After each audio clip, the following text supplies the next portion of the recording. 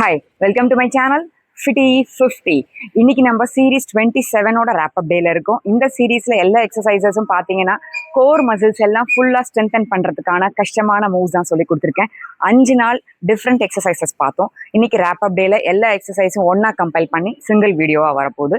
இப்போ அதை பாருங்க, ப்ராக்டிஸ் பண்ணுங்க, கட்டாயம் பெனிஃபிஷியலா இருக்கும். Stay tuned. பாருங்க, இந்த எக்ஸசைஸ கீழே தரையில பண்ண போறோம். ஒரு மேட் போட்டுக்கோங்க, அப்பதான் பின்னாடி படுக்கிறச்சே போன்ஸ் எல்லாம் தரையில பட்டு இடிச்சு வலிக்காம இருக்கும். அதனால எப்பயுமே எல்லா எக்ஸசைஸும் தரையில பண்ணும் போது ஒரு மேட்ல பண்ணுங்க. ஃபர்ஸ்ட் படுத்துக்கலாம்.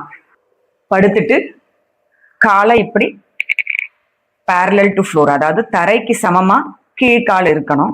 ஓகே, முன்னங்கால் பாத்தீங்கன்னா இப்படி நேரா நிக்கணும். ஓகே, சோ பாத்தீங்கன்னா இப்படி ஒரு 7 ஷேப்ல கால் இருக்கணும். இருந்துட்டு கையை சைட்ல இப்படி வச்சுக்கோங்க. ஒவ்வொரு காலையும் கொண்டு போய் தரையில டச் பண்ணிட்டு மேல வரணும். திருப்பி அடுத்த காலை கீழே தரையில டச் பண்ணிட்டு மேல வாங்க. பண்ணும்போது ஃபுல்லா பாத்தீங்கன்னா வயரை இழுத்து பிடிச்சு வச்சுட்டு பண்ணுங்க. ஓகே, நிதானமா பண்ணுங்க. ஓகே, ஒவ்வொரு காலும் 10 தடவை பண்ணலாம். பாருங்க, 3, இன்னொரு கால் 3. ஒன்னு போயிட்டு மேல வந்ததுக்கு அப்புறமா அடுத்த கால் போகணும். மேல இதே இடத்துல லெவல்ல வச்சுக்கோங்க.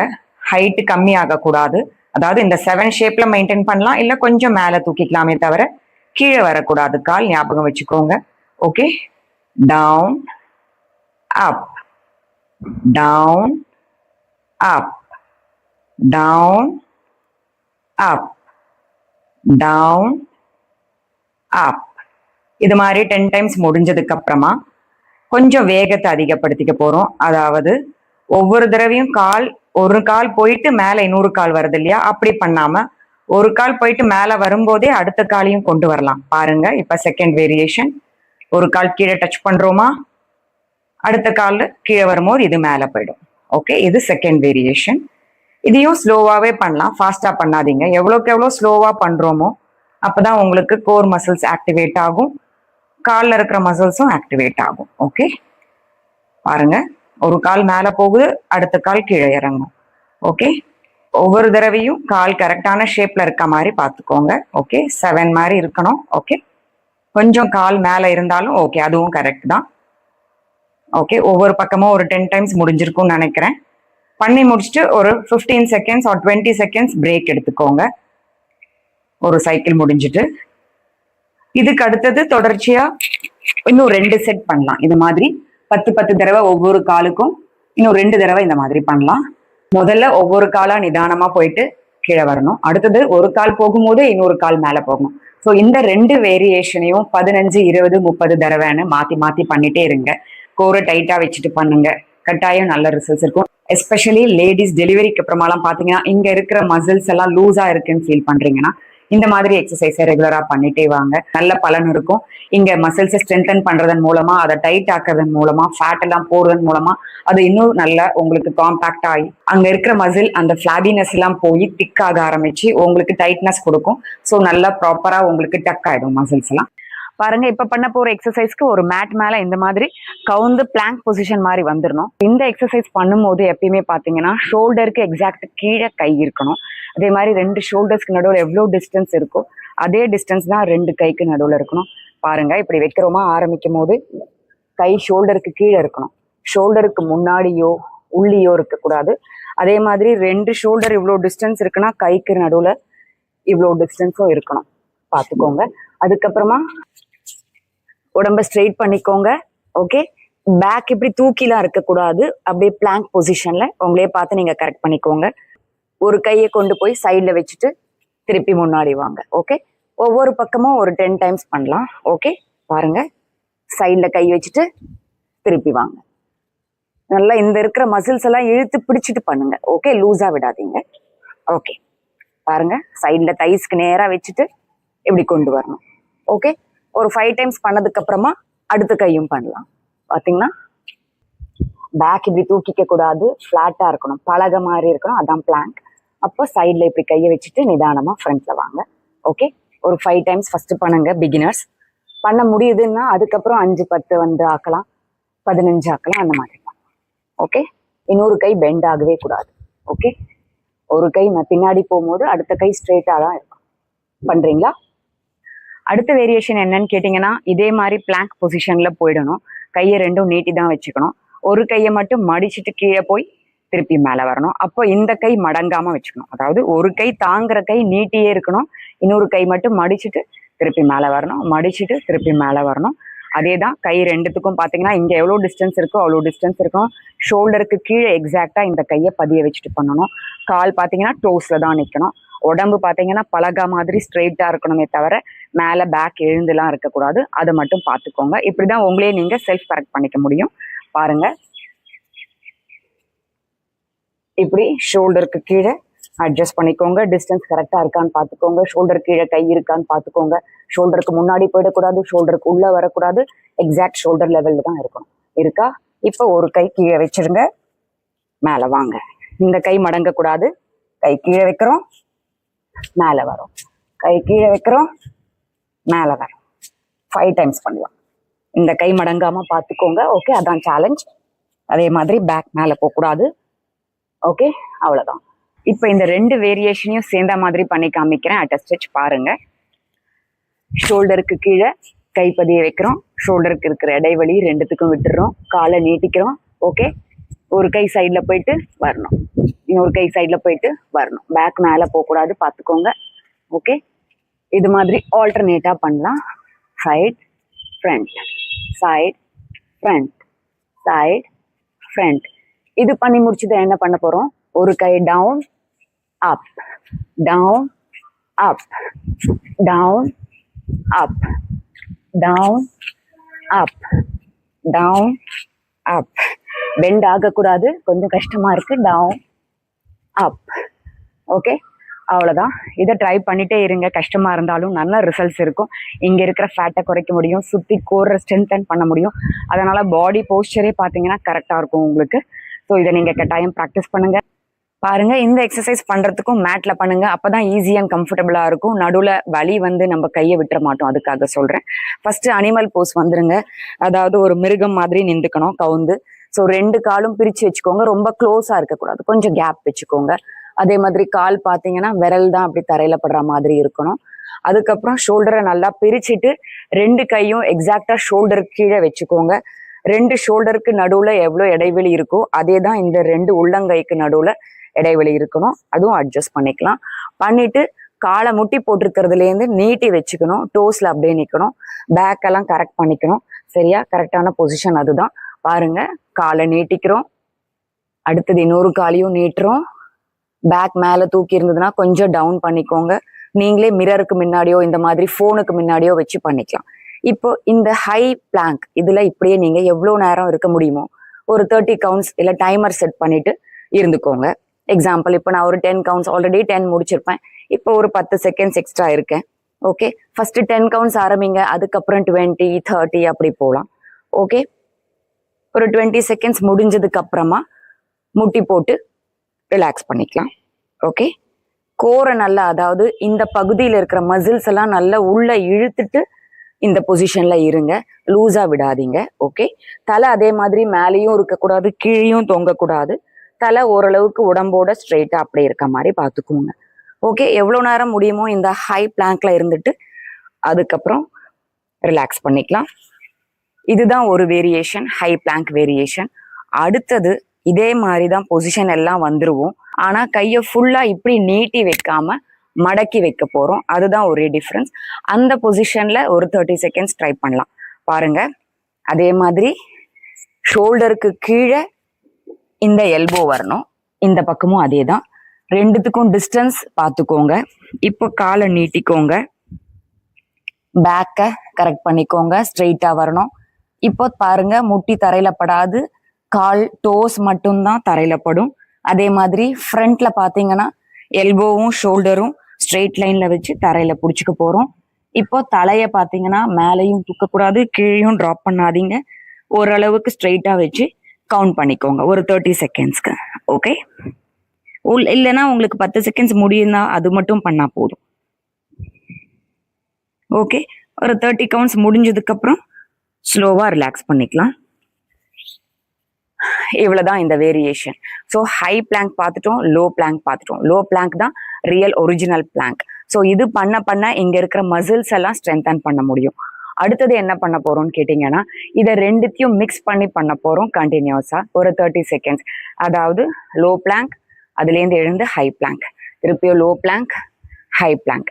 இது பண்றது முழுக்க பாத்தீங்கன்னா பேக்கை தூக்கக்கூடாது, கோர் என்கேஜ் பண்ண போறோம், டோஸ்ல தான் இருந்து பண்ண போறோம். பாக்குறீங்களா? பண்ணலாமா? பாருங்க.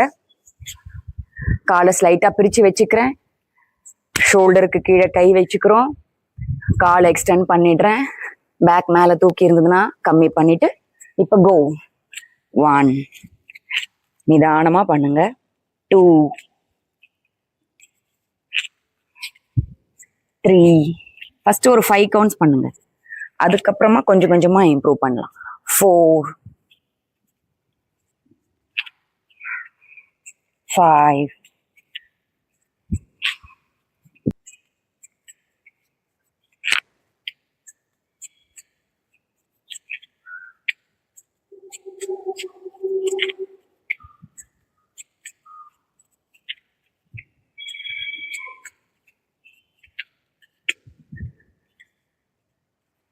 இது மாதிரி உங்களுக்கு 5 தடவை பண்ண முடிஞ்சது அப்படின்னா அடுத்தது ஒரு 10 தடவைக்கு ட்ரை பண்ணுங்க, இல்ல 7 or 8 டைம்ஸ்.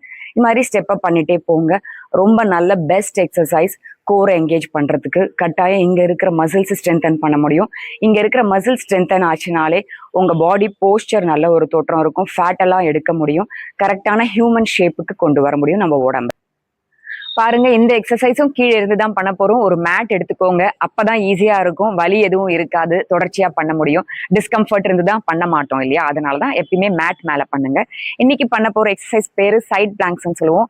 ஏற்கனவே நம்ம ரெகுலர் பிளாங்க்ஸ் எல்லாம் பார்த்துட்டோம் இல்லையா?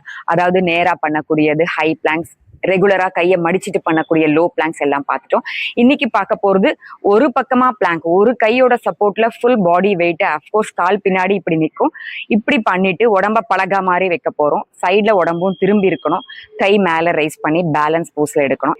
எப்படின்றது ஸ்டெப் பை ஸ்டெப் பண்ணி காமிக்கிறேன் பாருங்க. ஃபர்ஸ்ட் கால் ரெண்டும் பிரிச்சு வச்சுக்கிறோம். பாதம் பாத்தீங்கன்னா டோஸ்ல நிக்கிற மாதிரி இருக்கட்டும். ஓகே, இப்ப ஷோல்டர் டிஸ்டன்ஸுக்கு உடம்ப அனிமல் போஸ்ல கொண்டு வந்துருவோம். கொண்டு வந்துட்டு அப்படியே கீழே மடிச்சுக்கிறோம். ஷோல்டர் எங்க இருக்கோ அதுக்கு கீழே கை வச்சு அட்ஜஸ்ட் பண்ணிக்கோங்க. ஓகே, காலை அப்படியே ஸ்ட்ரெயிட்டா வச்சுக்கோங்க. இப்ப இன்னொரு காலை நீட்டிக்கிறோமா? பிளாங்க் பொசிஷன், பேக் தூக்கி இருந்தா கொஞ்சம் கீழே இறக்கிக்கோங்க.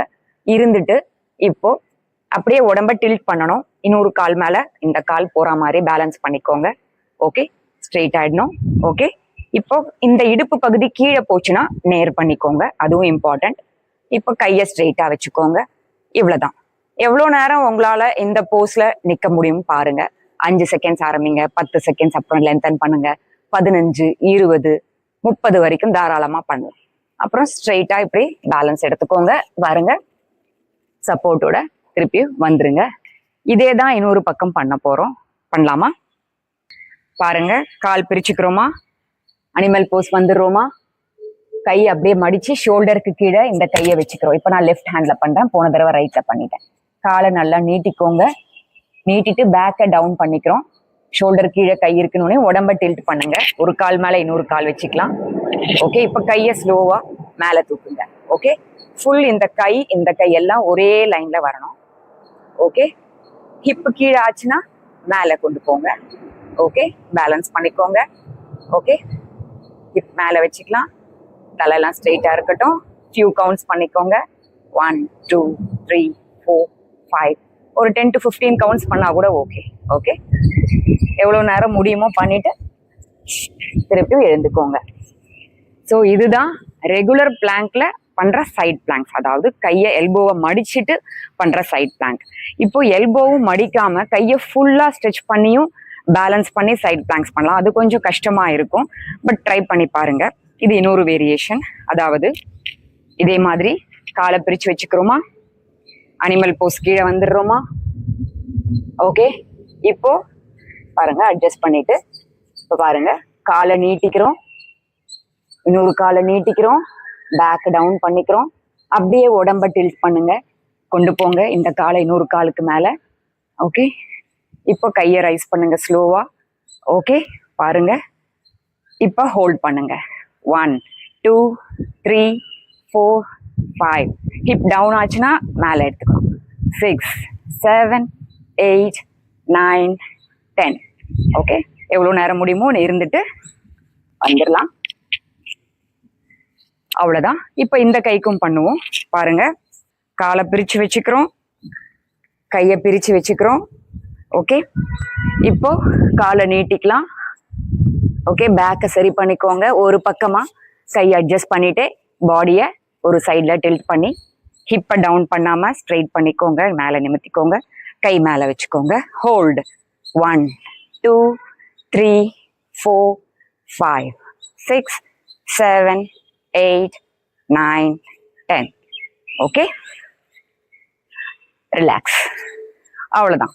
இந்த 2 வேரியேஷனும், அதாவது பாதி பிளாங்க்ல உடம்ப சைட்ல வச்சு ஹிப்பை கீழே விடாம மேலே தூக்கிக்கிறது, கையை மேலே ரைஸ் பண்றது, ஹோல்ட் பண்றது, எவ்வளோ செகண்ட்ஸ் உங்களால முடியுமோ அது பண்ணுங்க. 2 கையிலையும் பண்ணுங்க.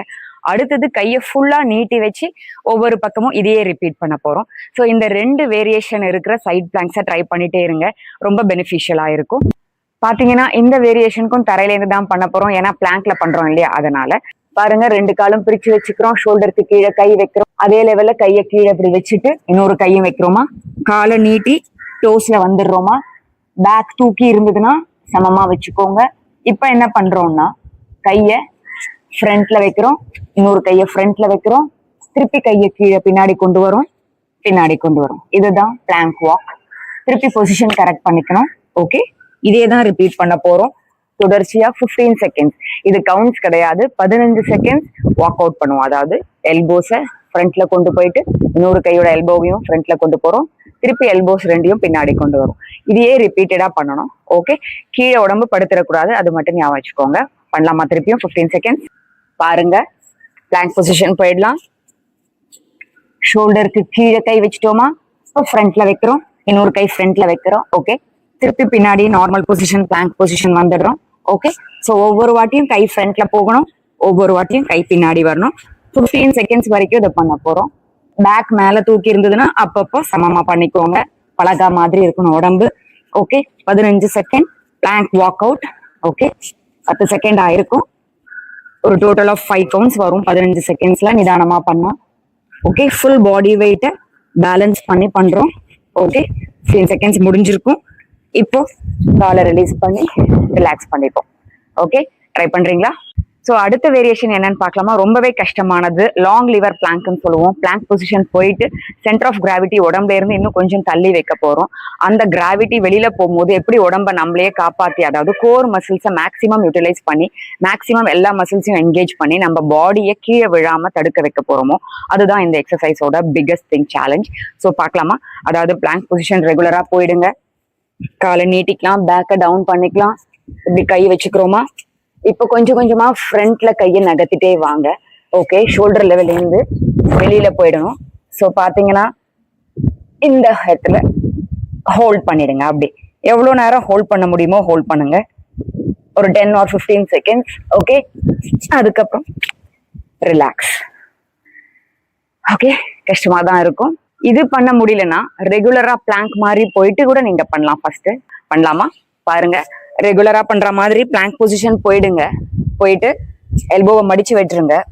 ஓகே, இப்ப அப்படியே கொஞ்சம் கொஞ்சமா ஃப்ரண்ட்ல போங்க. நெத்திக்கு பக்கத்துல எல்போஸ் வரணும்னு சொல்லுவாங்க. ஓகே, ஸோ இப்போ என்னோட நெத்தியும் எல்போவும் பக்கத்துல இருக்கு. இப்போ இதே ஹோல்ட் பண்ணுங்க அப்படியே. ஓகே, இதுதான் லாங் லிவர் ஹோல்ட். இப்படி மடக்கி பண்ண முடியலனாலும் கையை நல்லா முன்னாடி நீட்டி வச்சு எல்போவை நீட்டி வச்சுட்டும் ஃப்ரண்ட்ல இப்படி நீட்டி, அதாவது ஷோல்டர் கீழே இல்லாம ஃப்ரண்ட்ல போயிட்டு கொஞ்சம் கொஞ்சமா மேக்ஸிமம் எவ்வளவு போக முடியுமோ போங்க. Hold. Okay, 10 or 15 seconds hold பண்ணுவோம். அவ்வளவுதான்.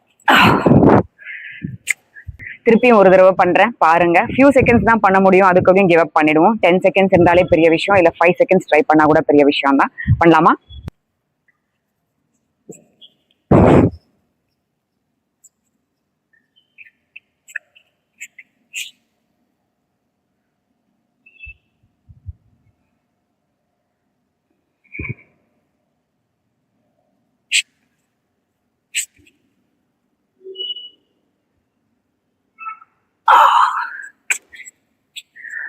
ஃபியூ செகண்ட்ஸ் இதை ட்ரை பண்ணா கூட போதும், அவ்வளோ பெனிஃபிட்ஸ் இருக்கும். ஸோ இதெல்லாம் நீங்க ட்ரை பண்ணிட்டே இருங்க.